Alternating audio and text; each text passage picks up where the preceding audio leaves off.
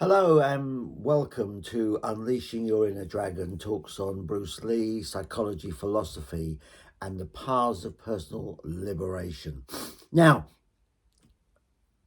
one of Bruce Lee's most important qualities for his success was his self-confidence. He had confidence in huge amounts, and I mean huge amounts. And it's always worth having a warning about confidence. I think a warning should probably be put on any book about it or talk about it. It must accompany competence. There are too many people in the world who have lots and lots of confidence and they have no ability, no competence. That's dangerous. But competence without confidence, it's not dangerous, but it's a complete waste of time and energy. If you train at something, let's say you learn a skill, but you never have the confidence to do that skill.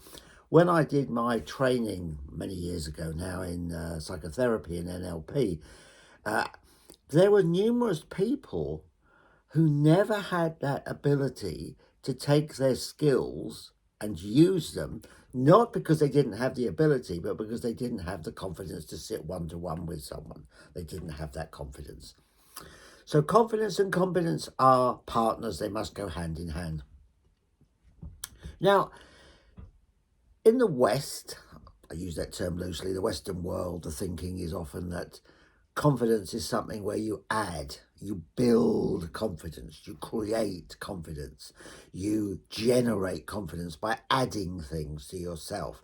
You know, that's quite common in the books and things that you can read, and the YouTube talks where people talk about standing confidently, projecting yourself confidently, having a confident mindset, and thinking about yourself with high self-esteem and all that. Yeah, okay, has a place.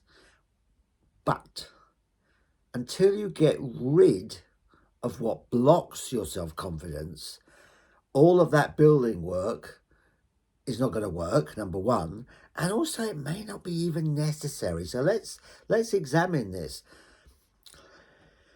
Bruce Lee often said that one of our biggest problems as human beings is our self-consciousness.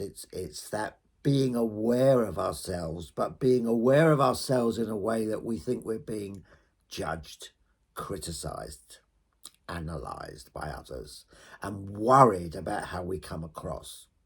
And that, he said, was the big block. The consciousness of the self is what stops us from actually having that true confidence that we need and want in life. And it is a very important quality.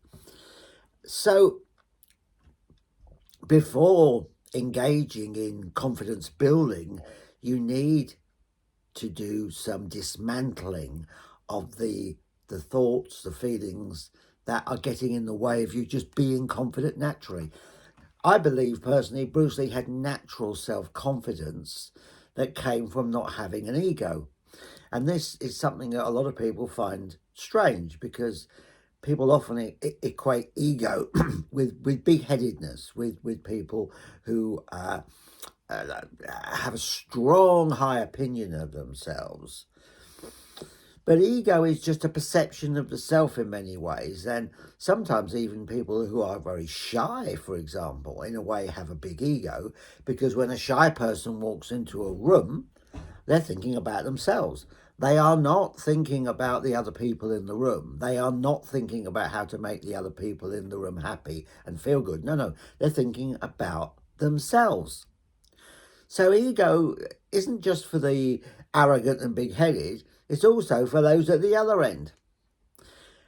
And by stripping your ego away, dismantling it as much as possible, because you have to be realistic. I doubt if it's ever possible to have what we call ego, but you can reduce it vastly. And by doing that, you enter a clearing, you enter a space. And in that space, you are then free to engage with the environment that you're in And your engagement then is based on what's best for that particular moment. And therefore your behavior will follow that. So from the space of emptiness comes intelligence and comes engagement in a very powerful, positive way. Without any effort, without any struggle, drop the ego.